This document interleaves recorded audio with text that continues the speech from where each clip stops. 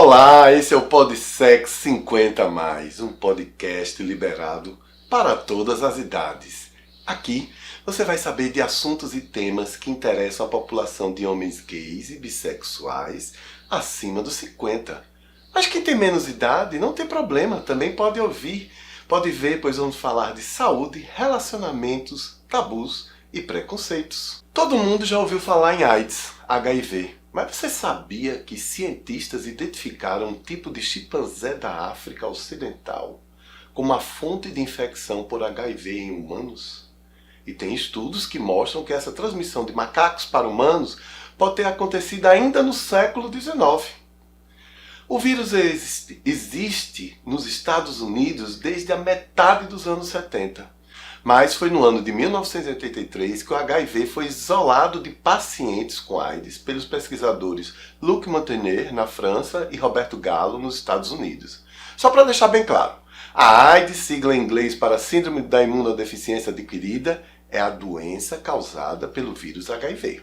No Brasil, o vírus é identificado pela primeira vez lá na década de 80.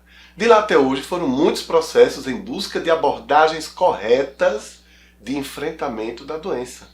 Além das fragilidades físicas, os portadores do vírus tinham que conviver diariamente com o preconceito. Chamada de castigo divino e peste gay, a mídia noticiava o horror de quem não entendia o que estava acontecendo. Para diminuir esse impacto doloroso, surgiram várias ONGs com o intuito de dar suporte médico, assistencial e psicológico aos infectados. Mas, desde 2007, o Brasil avança com políticas públicas assertivas de combate ao HIV. A Agência Nacional de Vigilância Sanitária, Anvisa, autorizou em 2017 a comercialização de autotestes e também passou a distribuir a PrEP, profilaxia pré-exposição, para serem usadas por pessoas mais expostas à infecção pelo vírus HIV. Não importa se você tem 50 anos ou mais, ou se você tem bem mais, ou se você tem bem menos idade. Não podemos vacilar. Para esclarecer sobre isso, nossa convidada de hoje é uma mulher que tem muito conteúdo sobre saúde. Ela é enfermeira sanitarista, tem mestrado em saúde pública pela Fiocruz em Pernambuco. Ah, minha gente, e ela é do signo de Gêmeos com ascendente em Aquário.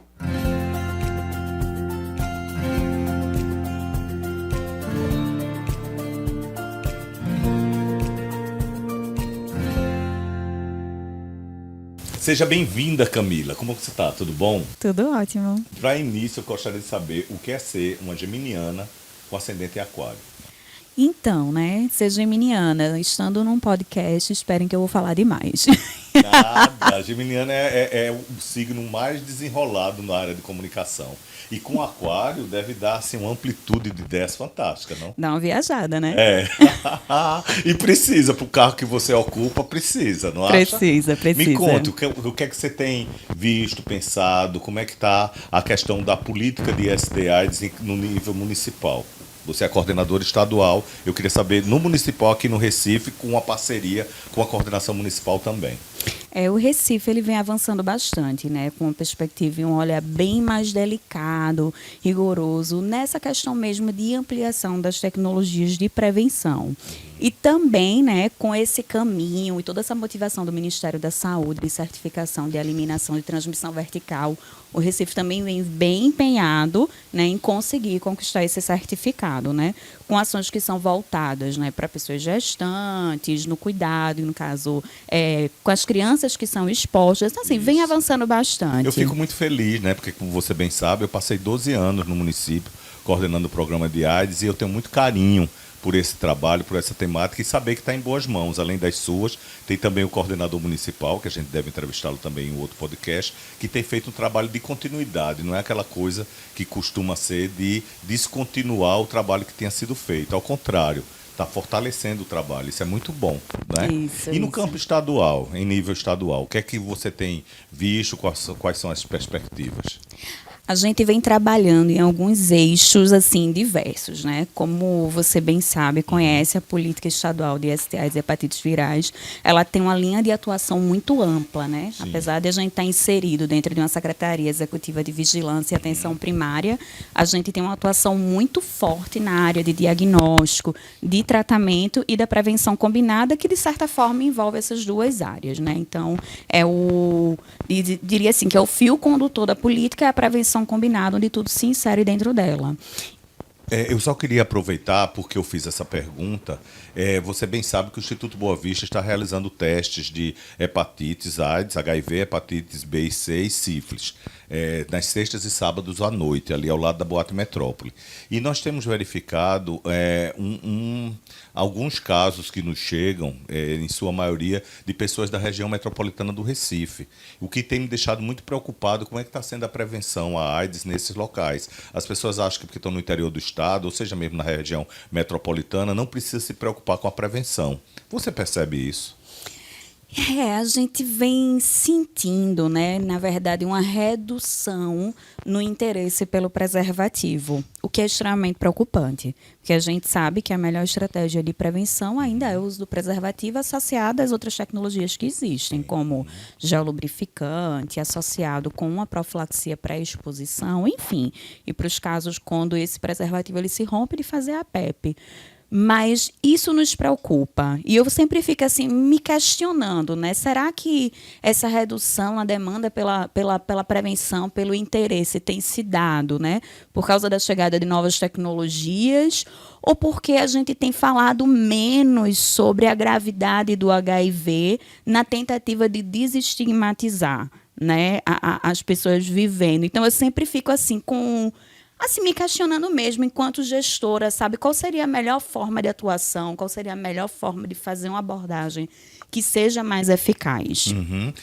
Você toca num ponto interessante. Assim, a epidemia de AIDS no Brasil e também no Recife e em Pernambuco como um todo, ela completou 40 anos. Né? No Brasil, ela já está com um pouco mais de 40, está com 42 anos. Em Recife, o primeiro caso de AIDS aqui na cidade e no estado foi em 81. E, inclusive, foi na cidade do Cabo de Santo Agostinho, logo em seguida em Olinda e depois no Recife, tudo no mesmo ano.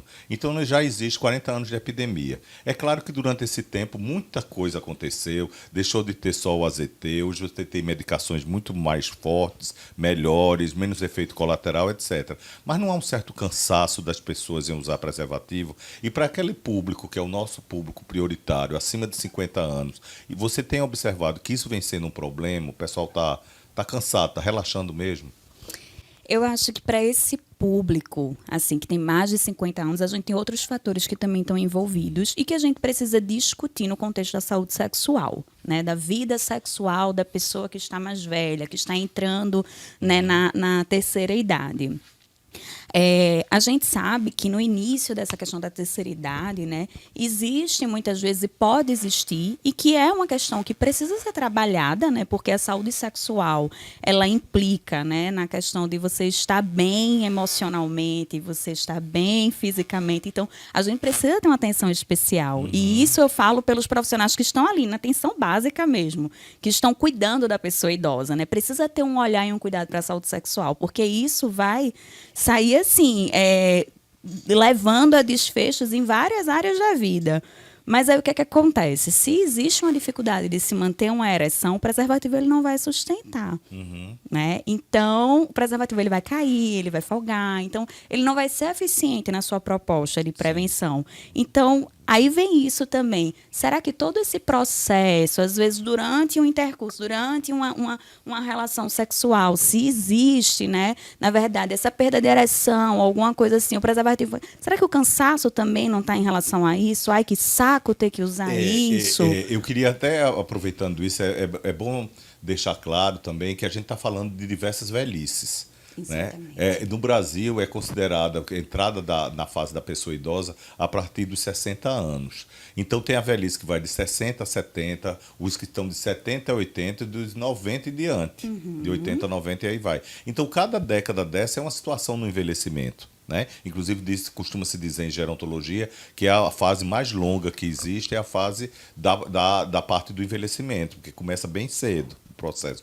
Então, assim, se você chega, por exemplo, numa sauna gay, que tem várias no Recife, inclusive nós vamos entrevistar aqui uma pessoa especialista nessa área, você vai encontrar muita gente acima dessa faixa etária, acima de 50 anos. Isso significa que elas estão namorando, elas estão transando, elas estão fazendo sexo. Hoje tem o Viagra, não vou falar o nome, mas tem os... drogas, né? Drogas que específicas mantém. contra a disfunção erétil, enfim. Então, essa ideia de que a pessoa idosa não faz sexo, que a maioria das pessoas tem, é um equívoco. Elas fazem assim, podem não fazer com a frequência de antes. O que é que você acha? Concordo com você plenamente, né? As pessoas, elas têm o sexo, né, como algo interessante para a vida, né? Um momento onde você extravasa o prazer, onde você vai liberar serotonina no corpo, né? Onde você vai ficar mais feliz ou não, né? Sim. Também depende. Mas isso que você falou, né, dos diversos tipos de velhice, de formas de envelhecimento, de escolhas também que se fazem para o envelhecimento, isso é fundamental. Isso é certeiro, né? Existem pessoas e pessoas, quando eu falo dessas questões, que elas são mais comuns, né? Quando eu falo assim da sustentação de uma ereção é mais comum quando a pessoa é mais idosa, mas não é generalizado, né? E como você falou, existem hoje drogas, né, que contribuem para se manter ali tudo firme, atuante, funcionando bem. Tem um mercado tanto para a questão da ereção quanto para as outras partes do corpo se manterem durinhas também, né? E é ótimo, né? É uma vida sexual plena e feliz. Sim. Agora, uma coisa também que você citou e que eu gostaria de aprofundar um pouco mais, que vem nos preocupando bastante, é o advento da PrEP. Inclusive, nós vamos ter um programa exclusivo sobre PrEP e PEP. Para quem não sabe o que significa, isso é uma sigla para profilaxia pré-exposição, que é a PrEP, e a profilaxia pós-exposição, que é a PEP. Muita gente está dizendo, estou em PrEP. Você entrar nos aplicativos, nos apps da vida, você vai ver isso. Eu tomo PrEP, etc. E aí, com isso, as pessoas estão deixando de usar o preservativo. As pesquisas indicam que a possibilidade de infecção é bem baixa. Porém, ela existe. Mínima, mas existe. Não é verdade? Nenhum método de prevenção ele é 100% seguro. Nenhum. Não existe um método de prevenção 100% seguro. Sempre existe um percentual mínimo de alguma falha. E isso, a depender do método de prevenção, esse percentual ele varia, né? De ser grande a ser pequeno, né? Mas quando a gente fala assim de PrEP, né? A PrEP ela está sendo aderida por pessoas que já na sua cultura sexual não fazem uma boa adesão e um bom uso do preservativo, que a gente fala assim do uso sistemático do preservativo, que ficou lá, firme e forte, né? Isso falando de uma pessoa com pênis, tá? Sim, claro. Você vai lá e coloca o preservativo e utiliza do início ao fim da sua relação, né? E aí também existe o preservativo interno, que é mais conhecido por camisinha feminina, mas que não necessariamente está direcionado a um público feminino, né? Que a gente sabe que as questões de gênero hoje, elas vão muito mais além, né, dos corpos. Então, tem todas essas questões, né, que a gente tem assim associado, né? Mas aí o que é que acontece? Quando as pessoas elas não usam isso adequadamente, a gente precisa lançar mão de outras tecnologias, porque a gente precisa pensar no impacto que a gente ainda está vivendo da epidemia do HIV. É por isso, inclusive, que o nome que costuma se dar é prevenção combinada, que você tem várias alternativas. Você tem a PrEP, né, que é antes de entrar em contato, fazer o sexo, né, por isso que é pré-exposição. Ela é bastante adequada, por exemplo, para quem tem uma relação de casais soro diferentes, em que um é portador e o outro não. Um tem HIV e o outro não. Então é interessante porque é uma proteção a mais. Mas eu advogo, que não sou maioria, tenho claro, e eu acredito que me parece, pelo que você está falando aqui também, que a PrEP por si só não deveria ser o suficiente. Além da PrEP, usar o preservativo, sabe? É uma barreira a mais. Claro, o preservativo pode rasgar, enfim, pode acontecer algumas questões, tem a PrEP lá.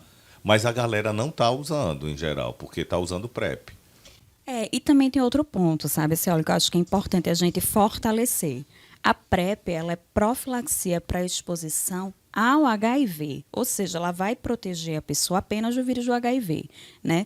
Mas a gente tem aí uma infinidade de outras infecções sexualmente transmissíveis e aí eu acho que é válido a gente falar da sífilis, né? Que eu acho que é uma problemática em número de casos é maior, assim, é muito grande o número de casos de sífilis que a gente tem, maior até mesmo do que o número de casos de HIV. Sim. Só que tem uma questão, um ponto aí da sífilis, né? A sífilis, ela é diagnosticável, ela é tratável e ela é curável, né? Que é um cenário diferente do HIV. Por isso que a gente tem uma investida maior, né, nessa prevenção do HIV. Mas para você se prevenir de sífilis, né, da sífilis, você vai precisar única e exclusivamente do uso do preservativo. Só ele vai te proteger uma gonorreia. Gonorreia, quando a gente fala, né, são esses corrimentos, né, uretrais. Então, assim, clamídia, gonorreia. Então, assim, existem diversas outras infecções sexualmente transmissíveis que a única forma mais eficaz, né, eu não vou dizer que seria 100% segura, mas a mais segura é o uso do preservativo, da camisinha. Inclusive, Camila, assim, eu percebo, e a gente vem conversando com isso em rodas de amigos e tudo mais, que, eu como eu tinha falado, a questão do cansaço mesmo. Assim, são 40 anos usando preservativo, principalmente para essa galera acima de 50, 60, que já começou uma vida sexual com o uso do preservativo. E hoje os mais jovens não estão tendo aquele boom da AIDS com aquela cara que se colocava que era a cara da AIDS, que a AIDS, na realidade, não tem cara. Quem tem HIV tem todas as caras, não necessariamente. Mas se tinha muitos amigos que morriam, pessoas que estavam doentes muito frequentemente. E essa nova geração não tem visto muito isso. Às vezes até sabe que um colega, uma pessoa tem um HIV, mas está bem. E aí, com isso, pode relaxar na prevenção. Você acha que eles estão relaxando também por não ter tido esse impacto? Eu diria que eu não tenho essa resposta para essa pergunta, sabe? Mas eu sempre fico naquela, né? As pessoas, elas dizem assim que as pessoas não têm medo mais de pegar o HIV. Será que não tem? Quando você participa de uma entrega de um resultado que é positivo, existe um certo receio, existe uma angústia, existe um medo. O que é que vai acontecer com a minha vida? Então, eu não diria que a população não tem tanto medo assim de pegar o HIV, sabe? Mas esse cansaço, talvez, do uso de preservativo... Porque assim, as pessoas não cansaram de usar roupa no dia a dia. Não é verdade? Então, por que é que existe um cansaço de se usar o preservativo? Será que é porque o preservativo, de fato, ele veio, né, nessa perspectiva da prevenção das ISTs, né? Mas sempre veio com aquela mensagem muito positiva, né? Use camisinha para poder prevenir. As propagandas de HIV/AIDS antigamente, elas eram assustadoras, né? Você vivenciou isso, né? E hoje eu tenho acesso a tudo que está registrado. Vai te pegar. Era uma coisa assim, gente, horrorosa, né? Mas aí... Hoje, né, você já não vê mais essa fala, e que realmente não precisa ter, porque é possível viver com HIV uma vida inteira. Mas o que é mais preciso ainda é não se infectar, porque a gente precisa frear, porque ainda assim a gente observa que existem óbitos precoces por AIDS, ou seja, pessoas que se infectaram e diagnosticaram e em menos de 5 anos estão morrendo por AIDS. Esse número vem reduzindo. O que é bom, mas existe e a redução ainda não é tão acelerada como gostaríamos. Tem a falência terapêutica, tem uma série de coisas que, lamentavelmente, a gente não vai poder aqui ampliar a discussão porque temos um tempo curto. Mas você falou bem em relação à questão da PrEP, para finalizar, as outras infecções sexualmente transmissíveis. Assim, tem aumentado. Eu conheço uma pessoa que eu acredito que nós vamos entrevistá-la, inclusive, está previsto, que trabalha diretamente com esse público e que tem visto muito aumento de sífilis, das uretrites em geral, gonorreia. Então, assim, a pessoa está pegando outras infecções sexualmente transmissíveis e afeta a saúde também, né? Bem, Camila, eu vou pedir só um minutinho, porque a gente vai dar um pequeno intervalo e a gente volta em seguida. A conversa está ótima. O PodSexy 50+, é uma iniciativa do Instituto Boa Vista, com o apoio do Governo de Pernambuco, através da Secretaria de Saúde, por meio do Programa Estadual de IST, AIDS e Hepatites Virais, do psicólogo clínico Rodrigo Neri e da TV 7 Brasil. Bem, enfim, estamos de volta. Vamos continuar nosso papo aqui, que está bem interessante. Espero que você esteja gostando também, que é o principal motivo do nosso podcast, é você, tá? Então, Camila, nós estávamos conversando sobre PrEP, sobre PEP, sobre a questão da prevenção. Esse tempo, como é que você vê as campanhas e o fato da gente estar sentindo, percebendo lentamente esse que eu chamo de um cansaço do uso do preservativo? Por qual razão? Falhamos em quê? Existe uma falha, são 40 anos de epidemia, existe um investimento enorme em relação à prevenção, ao tratamento. O Brasil é considerado um dos países mais avançados em relação ao cuidado com as IST e a AIDS, mas há falhas. Quais as que você aponta? Eu diria que talvez a gente tenha falhado em não ter trazido o uso do preservativo como um aliado do prazer. Né, como algo que pode ser inserido, né, dentro e como um objeto de prazer. Né? A gente tem aí diversos brinquedos sexuais e talvez o preservativo ele pudesse ter sido inserido também, sabe, nesse formato, né, das cores, dos sabores, né, nessa perspectiva de tentar utilizar ele algo como pudesse fortalecer, né, o prazer na relação sexual. Ele veio muito realmente nesse campo de veste, encapa, né, para poder não transmitir nenhuma doença. Então, assim, isso não é tão atrativo, não é verdade? É como se ele fosse algo, ou deveria ter sido, mais como um brinquedo, como mais um artifício dentro da relação. Um artifício quase que obrigatório, mas sem esse peso. Agora eu vou colocar uma camisinha para tudo. Não, tá lá na brincadeira, coloca como se escova os dentes. Perfeito. Não é perfeito, isso? é Agora isso. eu queria que você falasse um pouco sobre os dados. Assim, não precisa também de informações tão estatísticas, que não é o objetivo do nosso programa. Mas, em linhas gerais, o que é que você apontaria dos dados, tanto em relação ao estado de Pernambuco como em Recife? Sim, eu diria assim que a gente observa o que é muito positivo, é uma redução no número de casos de AIDS. Ainda não chegamos aonde queremos, né? A gente observa que ao longo do tempo esses casos eles vêm reduzindo. Você está falando do caso da doença ou da Da infecção pelo HIV? Da doença. Que é quando a pessoa já está com o vírus, né? E ela entra numa situação de imunossupressão gravíssima, onde as defesas do corpo elas diminuem de uma forma tão grave que ela começa a adquirir outras doenças, né? Então, esses casos de AIDS, porque quem tem HIV não necessariamente tem AIDS. Todo mundo que tem AIDS tem que obrigatoriamente portar o vírus, ter o HIV, né? São condições diferentes. Isso, tem pessoas que permanecem com HIV durante muitos anos, algumas inclusive assintomáticas, sem sintoma algum. Ela pode infectar outra pessoa caso não use o preservativo, mas por si só, por questões diversas, físicas, ela pode passar vários anos sendo o resultado reagente, mas não entrando em caso AIDS, não é isso? Perfeito. E aí tem só duas explicações aí nisso que você trouxe, que eu acho que é importante a gente citar, né? As pessoas elas podem se infectar pelo HIV, passar uma vida inteira vivendo com HIV, certo? Não desenvolver a AIDS porque ela fez uma boa adesão ao tratamento. E o outro ponto importante é que, se ela faz uma boa adesão ao tratamento, né? Ou seja, ela toma os remédios diariamente, que hoje o grande avanço é que se toma pouquíssimos comprimidos diariamente, São né? dois, um pela manhã e outro à Isso, noite, tem não é isso? tratamentos que você vai tomar, tipo, 2 comprimidozinhos assim. Então, antigamente, né, as pessoas até falavam, gente, eu precisava fazer o tratamento em jejum. Eu fazia uma mão de comprimidos e quando eu tomava eu não conseguia nem ter fome para poder me alimentar e eu já precisava iniciar o jejum de novo. Então, veja como a gente avançou. E sem contar né? que hoje você tem uma vasta gama de possibilidades. Assim, na época do Cazuza, que foi emblemático, né, por ter sido uma pessoa famosa e que contraiu o HIV, teve AIDS e foi colocado publicamente essa condição, tinha apenas o AZT. Hoje tem uma vasta gama de antirretrovirais, de medicações. Inclusive está para sair não sei, está bem próximo de que vai ser uma injeção semestral, é isso? Isso é sensacional. Eu acho que isso é um dos maiores desejos, né, que a gente tem.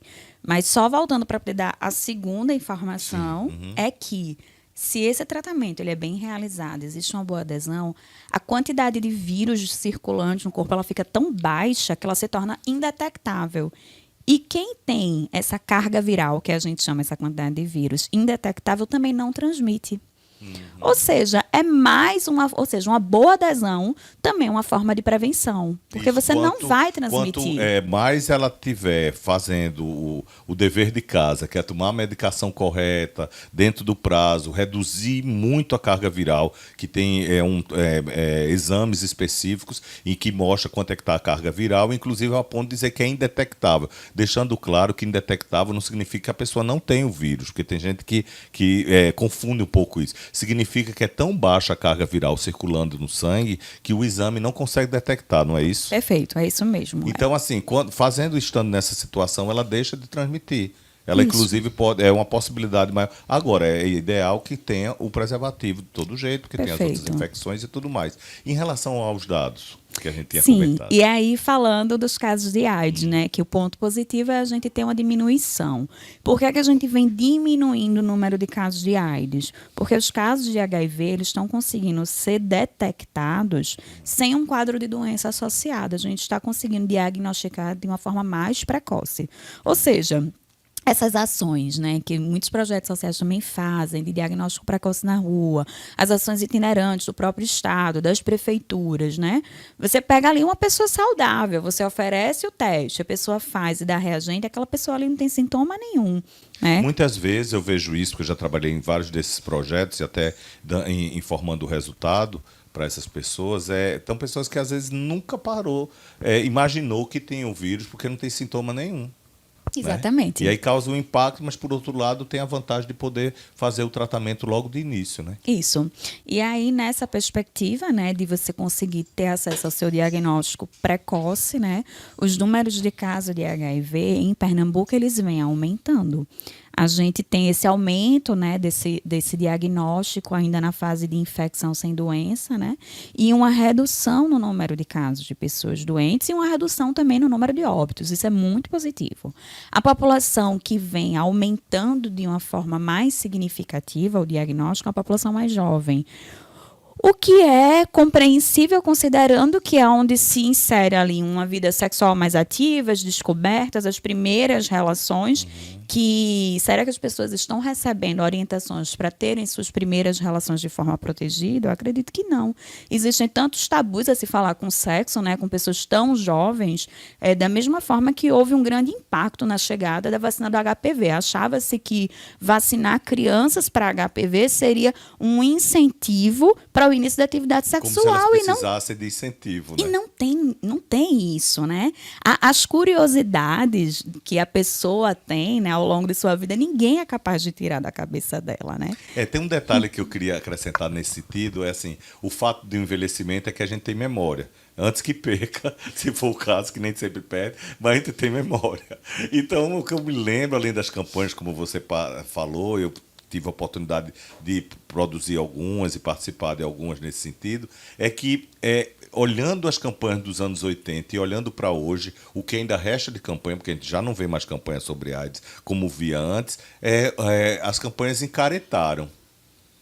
Sabe? Eu acho que o mundo, usando esse linguajar, o mundo encaretou. Os anos 80 eram muito mais ousados, as questões eram muito mais ousadas, né? Agora não, inclusive começou uma discussão naquela época sobre educação sexual nas escolas que pouco tempo depois foi abandonada e o governo mais recente, inclusive, colocou uma pá de cal em relação a isso. Você não acha que isso contribuiu para que essa nova geração tenha pouca informação sobre HIV e AIDS?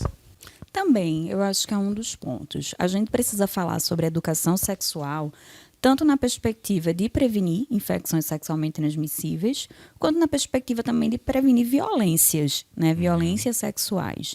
Então, é preciso, quando a gente prepara as pessoas para uma determinada situação, né? Isso é o que a gente fala que é prevenção. Se a gente espera as vivências acontecerem para poder falar depois de que tudo aconteceu, você não está prevenindo, né? Talvez você esteja prevenindo se algo ainda não teve ali um desfecho desfavorável, né? Aí você consegue, tem a oportunidade, mas assim, por que as pessoas precisam se expor a situações para poder ter acesso à informação e não ter a informação? Né, quando deveria se ter. A criança, eu vou agora aqui falando, né, na perspectiva assim, da sexologia mesmo, a gente precisa responder o que é perguntado. A gente não precisa ir além, né? Mas se a pergunta ela é feita, você não pode subestimar a capacidade de compreensão de um adolescente, um pré-adolescente. Precisa ser respondido. Hoje, os garotos e garotas vão nos blogs, vai dar uma googada, enfim. Ela consegue saber tudo. E a gente ainda se questiona. E com que qualidade? Isso. Né? Ainda tem esse ponto. E os perigos também do assédio. Perfeito, então, perfeito. a educação sexual ainda seria um bom caminho. Bem, Camila, na realidade, assim, esse é um tema apaixonante, porque a gente está falando de sexo, a gente está falando de vida também, está falando de relacionamento, de amor, né? Porque amor com sexo é o que há de melhor, inclusive. E, assim, dá pra gente fazer capítulos de podcast só com essas informações. Mas como a gente já sabe, tem tempo. E aí, com isso, eu vou começando a ter que me despedir dessa conversa tão agradável. E a gente pode voltar em outro momento com temas muito específicos, viu? Ainda tem um caminho pela frente aí do nosso o nosso Podsex, tá? Podsex 50 mais, mas é para qualquer idade, não importa. A gente tá falando 50 mais porque é uma idade específica também muito interessante de fazer sexo. Eu queria que você fizesse suas considerações finais. O que é que você gostaria de deixar de mensagem aqui na nossa rápida entrevista? Bom, eu queria primeiro agradecer, né, por ter sido convidada para poder estar nesse espaço. É um assunto que eu amo falar sobre, principalmente nesse contexto descontraído, leve, né? Então, é um prazer estar aqui com vocês, né? Queria deixar a recomendação que as pessoas conversem sobre sexualidade em seus ciclos e sobre prevenção e com os profissionais que lhe atendem, né? E também queria deixar uma mensagem para os profissionais, para ter um olhar de cuidado voltado para a saúde, sem muitos julgamentos e sem muito moralismo, porque o sexo, ele faz parte da saúde de todas as pessoas. E que nós estamos em 2023, já deu tanta caretice, né, gente? Tá ok, muito obrigado, viu, Camila? E a gente vai dar prosseguimento aqui, tá bom? Um abração.